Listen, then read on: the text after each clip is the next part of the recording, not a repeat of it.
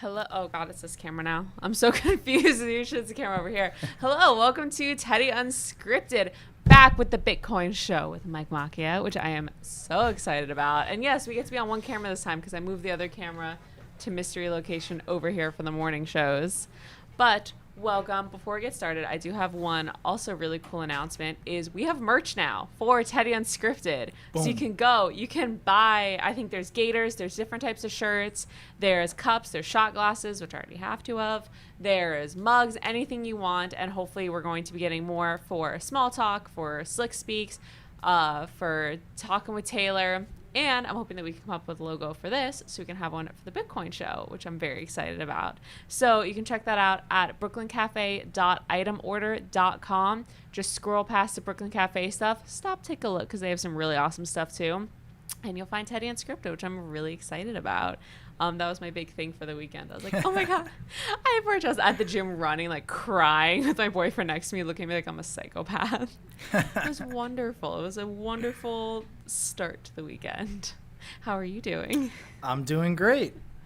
When Bitcoin's up, I'm doing great. Yeah, I was texting my boyfriend this weekend. I was like, Bitcoin's up so much because now I actually have to watch it because now I understand more of it. Thank you. Yeah. So now I'm like, oh no, like I have to watch and understand what's going on. I was like, I'm up $5. Yes. Which with the little amount of money I put in is amazing. I was like, I went up a whole $5.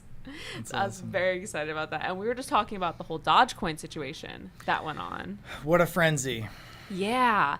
I was getting spammed on Reddit for like, what do you do? What's going on? Buy Dogecoin, all that stuff. And you were explaining to me, can you explain what happened? What is that? Okay. So with Dogecoin, it's actually pronounced Dogecoin. Is it really like the dog? Doge? Like the dog, yeah.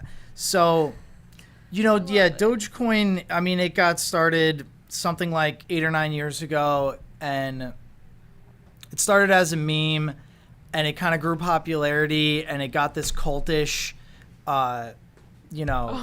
following, and, basically, like, it has this super, super high supply of tokens. People, they would kind of use it for fun on the internet. Yeah. Let's say someone posts like a dank meme.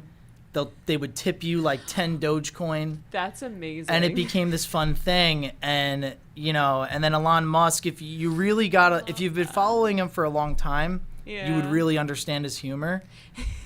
And he was basically trolling everyone.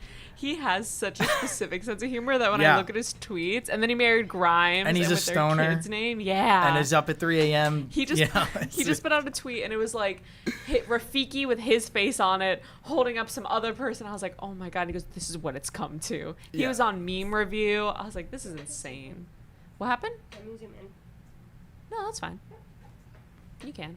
We're having I get to set this up in a rush. We're like zooming in. I don't know what we're doing. But like I said, we also usually have a camera over here. So I keep looking this way. I'm like, that's a light.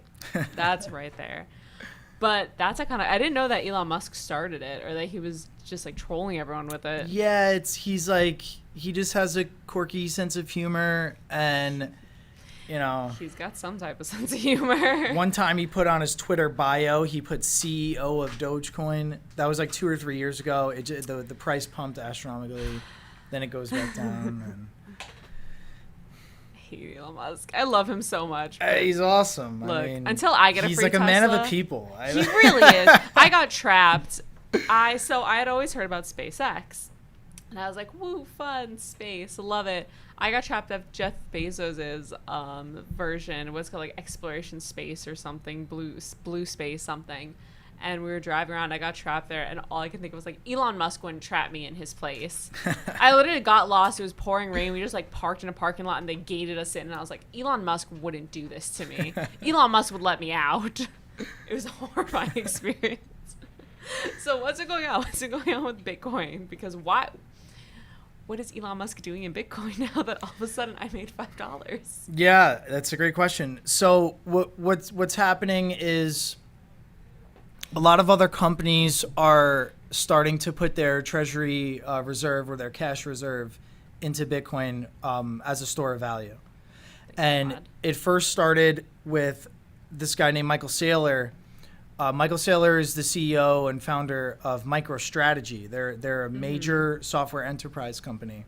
Okay. And, basically they had X amount of billions of dollars in their cash reserve. And they're like, well, what do we do with all this money? We're just going to have it sit there. And, they're seeing things like the Federal Reserve print all this money for bailouts. And, Bitcoin it's developing that narrative of digital gold store value. So they put a portion of their cash reserve in it as a hedge against inflation. Michael Saylor has been very public and tweeting about his strategy for his company. And now you're seeing a company like Tesla and Elon, they had a little interaction on Twitter a few weeks ago. And now all of a sudden he's in it. He's in it. He's very in it. You want to know what's crazy? Here's the funny thing. If you read between the lines on this whole thing, he was tweeting about Dogecoin for the last 2 weeks while he was secretly buying Bitcoin. Guy's a genius. It's not the car. It's not like the crazy stuff he did, like the Dogecoin. Genius. No, but that was insane because I woke up and my Bitcoin's been going kind of like, plus $1, minus $1, something like that, maybe a little less. And my boyfriend calls me. He's like, "How much money do you have in it right now?" I was like, "Oh my God, I have $20," which again for me, insane. I made $5. I can go to Burger King. That just paid for a whole 5 for $5 meal. I'm thrilled. That's all I need. So that absolutely freaked me out. And I was like, oh, wow. And again, it went back to last time you were here. I was like, oh, again, like I thought I bought when it was high because it kept going down. Now all of a sudden it shot up. There really isn't a bad time. There's an important lesson in that. And, I don't like telling people how to invest. But what I can say is from my own personal experience, I ignored the price. It's extremely volatile. And when I had some extra money, I would put it in. If it went down the next day, I'd ignore it. Yeah. You can't check it every day. It'll drive you nuts. It's kind of a fun game, I feel like, for, a week when you don't have your life savings in it, where you're like me, who, I threw $15 in. So I watch it because I feel like it's a game. I'm like, ooh, can I buy Burger King today or no? But I do definitely see people that I work with that I know both of us know, and they check it every day. I'm like, stop. I can't keep getting 3 texts a day over what's going on. Right. Like, I can't have these emotional breakdowns on my conscience. It's driving me crazy. But it is very exciting. Yes. It's very fun. So what else has been going on? What's going on with you? What's been going on with crypto in general? I mean, that's the major thing in the news right now is what Elon did. I mean, me personally, I go to work every day. I go home. Ignore it as much as possible. I just live my life. And, I got in Bitcoin very early. And, it is pretty high right now. I'm, set on my own Bitcoin. Yeah. I kind of mess with a lot of the smaller altcoins. People that are just getting started, though, I still see a very long-term play here. You have a guy like Elon get in it. I mean, he's now the richest man in the world. Yeah. He's very, very intelligent. Yeah. I think he's smarter than all of us in this room. He's smarter than probably everyone in this city combined. Correct. So you got to ask yourself, if he just got in, it's not too late. Yeah. And I think we are going to start seeing other major companies like Apple, Microsoft, Google, Amazon. I think we're going to start seeing them copy, this play of putting at least a portion of their cash reserve into Bitcoin. So I do think we're still at a beginning. It seems like it's very high. But when you consider that, I don't think it is. Yeah, I think it's going to get a lot higher. Yeah. Which is slightly terrifying that it's gone, because I was looking at the little on Cash App, you can see the chart from like the beginning to end, and obviously they're all going to go up. It was exponential. Yeah. From the beginning, you can see the chart just kind of and then just shoot straight up. And you learn in science, you learn in math, exponential curves don't usually take a dump. They don't really go back down all that often. So to watch it keep going up, again, a learning experience. Yeah. But I want to talk today, too, about the alternative coins, because Dogecoin which it's so weird to say Dogecoin because all I could think of is that flipping dog. I'm going to post it on the Teddy Unscripted Instagram if you don't know what dog I'm talking about. Yes. Because it is my favorite meme from like 2009 or something. But Dogecoin was in the news, and I remember you had told me about Litecoin. You were telling me about a few of the other ones. Can you tell me a little bit about some of the alternative cryptos? Yes.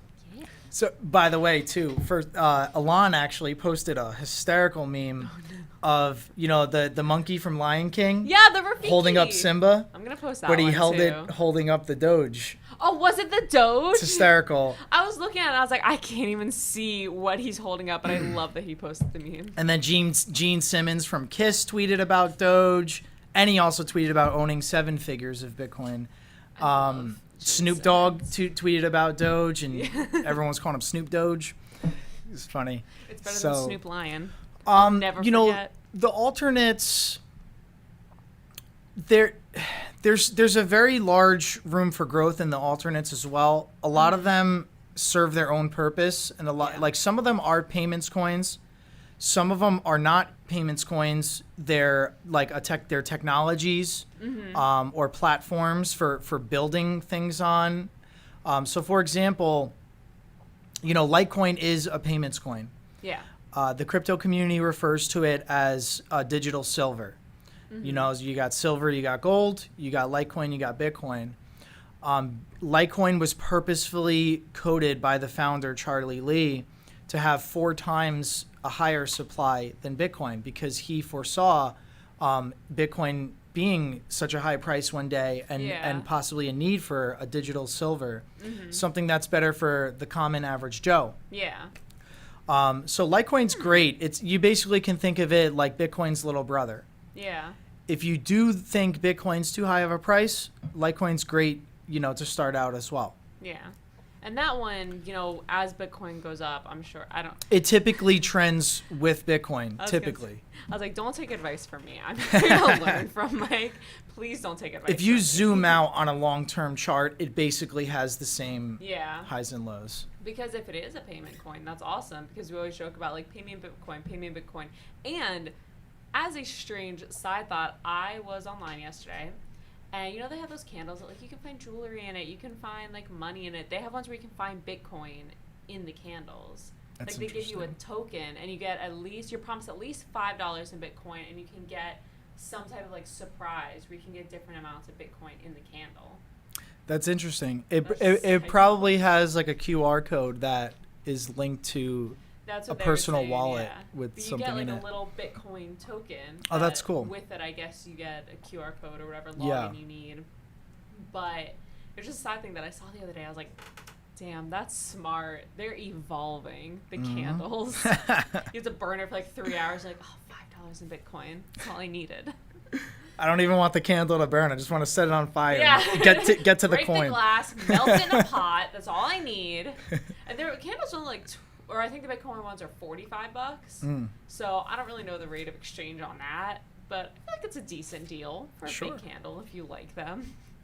I have almost burned my house down from them, so maybe I should not be getting them. But we had talked about how Litecoin was great for paying people because we joke about paying people in Bitcoin. It's probably not the best idea. Yeah, Litecoin, again, really to piggyback what I started saying, another thing the founder, Charlie Lee, visioned for Litecoin was he wanted it to specifically be geared more towards a payments coin. Yeah. And a lot of things that they did with coding the blockchain for Litecoin, they geared that towards it being a payments coin. So, like, one thing they did was they made it faster. So, it's more practical to actually send a payment because it's so much faster. Oh. One thing they're doing right now is they're coding, like, a second layer technology on it called Mimblewimble. Weird names.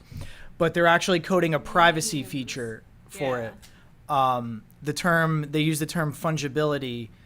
Basically, cash is fungible because we interact with it and we can do that privately. Yeah.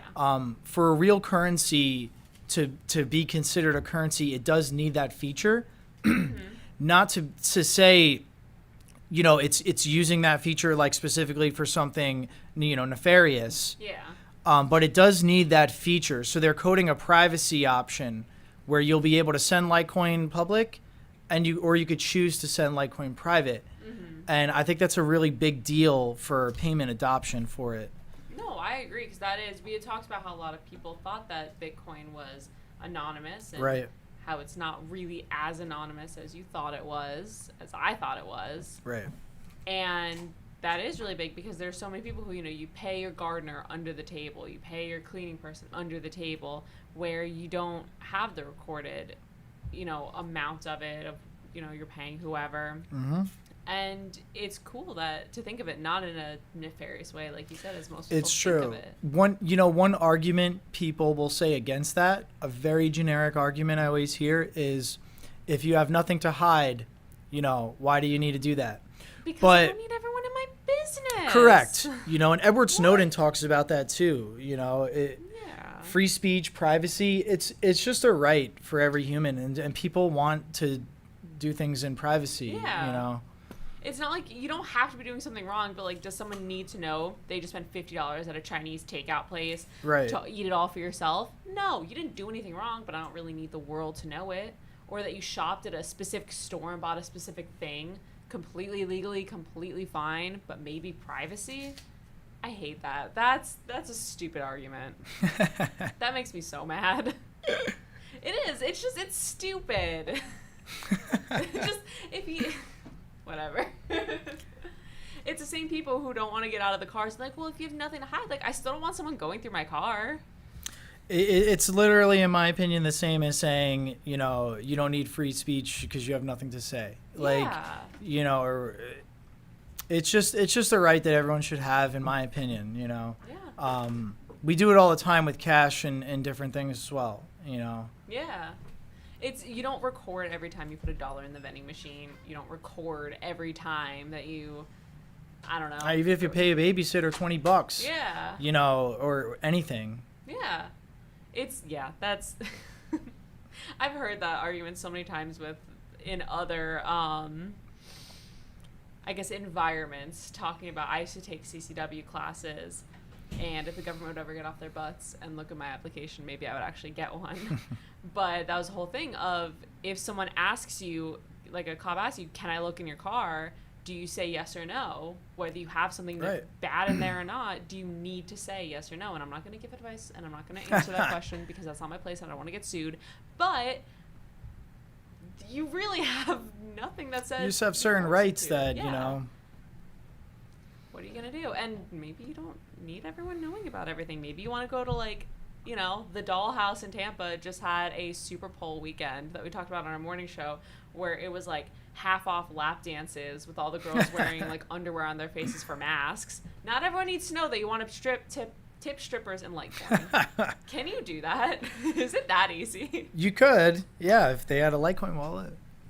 I'm gonna start that industry. Strippers I don't for have it on Litecoin. me. It's in my wallet's in my car, but I have a Litecoin backed debit card. Oh, really? Yeah, like I load Litecoin onto it, Mhm. and I could swipe it, and I'm paying with Litecoin. And one of the reasons why I do it, I could simply use my normal debit card. Yeah. But one of the reasons I do it is just because I'm so adamant about cryptocurrency that Yeah. I want to play into mainstream Using it, adoption, yeah. using it, right? That's genius. If people just use this stuff as an investment, it's not going to go anywhere. Yeah. So it does need to start being used. In normal like circulation. Yeah. I didn't even know you can do that. That you Mhm. can just go on and set up a debit card for your Litecoin. Mm-hmm. And we wanted to talk too. We talked last time about the apps that are safe to use for that. Yes. Because we've learned recently that some apps are not as trustworthy as others. Yeah. I mean, some apps might be a little sketchy. Their headquarters could be in China or Singapore or Yeah. Korea. Not North Korea, but I mean, it would be great if it was. yeah, there's and there's also some, there's some exchanges and apps that have high fees. Mm-hmm. And so, yeah, I mean, I'll give a list on the personal ones that I suggest. Yeah. I personally used what's called Gemini. Mm-hmm. Gemini I've seen, is ads for that, yeah. Yeah, that one's owned by the Winklevoss twins. It's very reliable. It's the most secure. Mm-hmm. It's actually backed by an insurance fund. There's only 2 exchanges that are backed by insurance: is Coinbase and Gemini. So that's one thing. I'm not opposed to Coinbase. A lot of new people use it. It's very user friendly, just like one little click. Sometimes so many new people sign up for that exchange that the servers will crash. Yeah. So that's something to be mindful of. But Gemini's great. Coinbase is great. Also, Binance. Binance is great for the altcoins. Yeah. And they released a Binance US version because they're located like in China. Okay. So, Gemini, Coinbase, Binance US. And there's other ones too called KuCoin with the KU, KuCoin. And there's one called Kraken. Those are US based. Those are regulated by, our different government entities. So they're safe. Just, you got to do your research. Yeah. I know someone who, I guess years and years ago, probably around, when Bitcoin not first started, but just started picking up steam, he put in a lot of money, and his investment now would have been worth like $800,000, and he lost all of it because somebody hacked into his wallet. Yeah. And I don't know what app he was using. I have no idea. But someone hacked into the wallet. He lost all of his Bitcoin. He lost all of whatever stocks that he had put in there, and he's never been able to get them back, and that was years ago. And he could have had a house by now. Yeah, early on, it was, a lot of exchanges were susceptible to hacking. Right now, I definitely want everyone to know, exchanges like Coinbase, Gemini, Binance US, they're extremely safe. They're protected, they're backed, so you can have that peace of mind. Yeah, just do your research on them. Those ones are great. I'm sure most of the big ones are great. Just because you saw an ad or someone post about it on Reddit or Instagram or whatever, it doesn't mean it's the best one. Just look into it. Yeah. Because that would be my biggest fear is if, I'm putting all my faith into this and I put all my money into it and you're like, oh, someone else took it. Damn. Devastating. Yeah. But it's a scary thing. And, when I first signed up for it, I got really freaked out because they were asking me all these questions. And I do it on my Cash app just because it's easy and whatever. And they ask you all these questions I didn't know. They would ask you, what do you do for a living? How much do you make for a living? Right. All that. And I was like, oh my God, is this going to be some type of info selling? Is this going to be some type of scam that I'm into? But I guess that's just pretty normal, right? Yeah. I mean, right now it's basically something that's kind of inevitable, for the US exchanges. Like if you want to be on a trusted exchange and you're going to stay on a US based exchange, we do have to follow United States laws. And it's one thing that's, I think, healthy for crypto in a sense, because what they're doing is they're doing the KYC, know your customer. So Coinbase, Gemini, exchanges like that, Square or Cash App. Yeah. They have to follow the KYC laws, which are going to be uploading your ID, putting your social in. Those for tax purposes. So it's something you have to do. I'm not going to advocate some things that I do, but I have a VPN. Yeah. A private anonymous IP address thing, and I mess around with exchanges in Singapore, China. If people can do their own research on that. Research what you want to do and what you want to know. But in the U.S., there are laws. Yeah. We'll keep it at that.